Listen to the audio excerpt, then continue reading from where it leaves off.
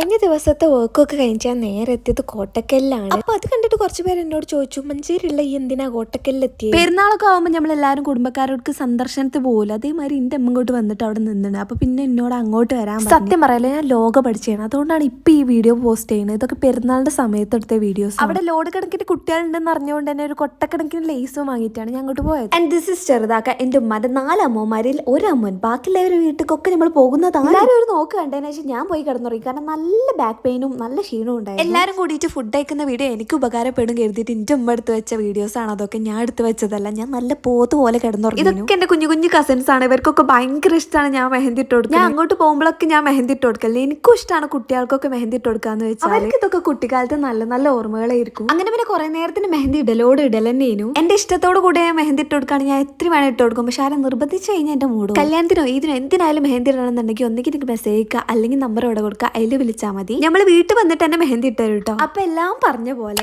Okay, by.